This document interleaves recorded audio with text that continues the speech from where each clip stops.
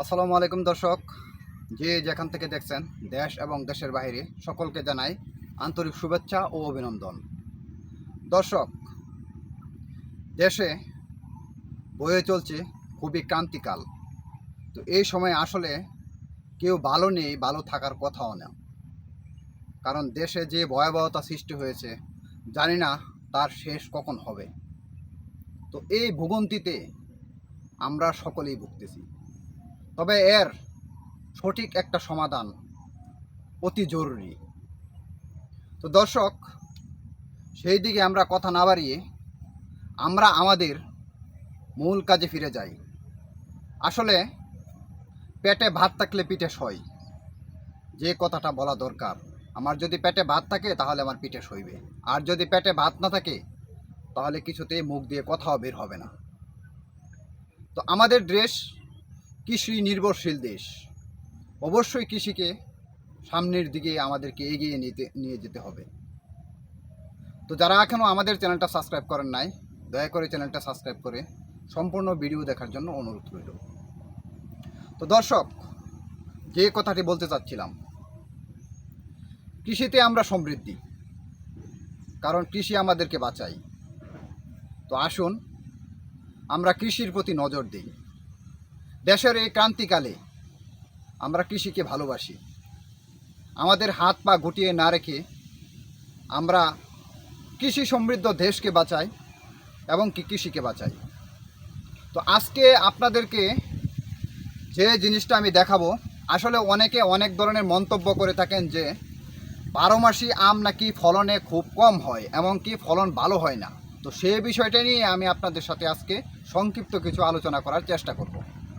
তো দর্শক, আসলে হাত নাড়ালে সবই হয়, সেটা আসলে ঘরে বসে থেকে সম্ভব না।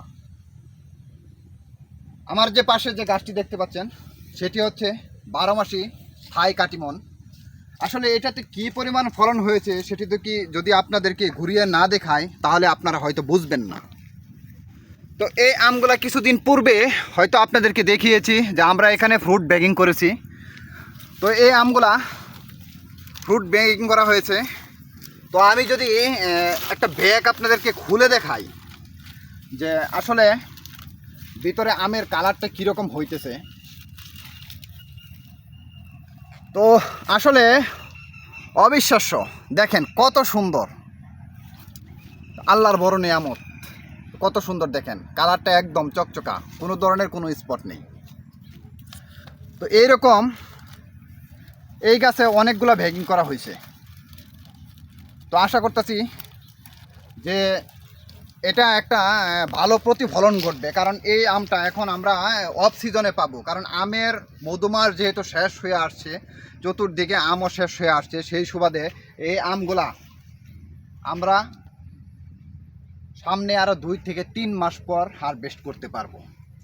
এই আমগুলা যেগুলো দেখতে পাচ্ছেন সেইগুলা রিসেন্টলি ব্যাগ করে দিতে হবে, কারণ এগুলা এখন যদি ব্যাগিং না করি তাহলে দেখা যাবে যে বিভিন্ন পোকামাকড়ের আক্রমণ হবে। তো দর্শক দেখেন যে এই থোকাটা থেকে কতগুলো আম দেখা যাচ্ছে। তো এই গাছটাতে দেখেন যে কি পরিমাণ আম এই গাছটাতে ধরেছে। এই যে দেখেন, যদি দেখানোর চেষ্টা করি যে এইগুলা ব্যাগিং করা, আবার এই যে এই পাশে আছে, এই যে দেখাই, যদি দেখাই এইদিকে যে এই যে দেখেন এগুলা ব্যাগিং ছাড়া। তো এই যে দেখেন আসলে এর সাইজগুলো কিন্তু অত্যন্ত চমৎকার, প্রায় 300 থেকে 350 গ্রামের হয়ে থাকে।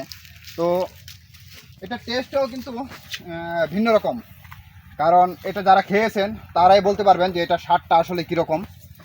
তো দর্শক, আমি শুধু আমাদের বাগানে শুধু খালি এই গাছটা না, এছাড়াও 12 মাসি থাই কাটিমন অনেকগুলো আম গাছ রয়েছে, প্রায় সবগুলোতেই একই রকম ফলন আসছে।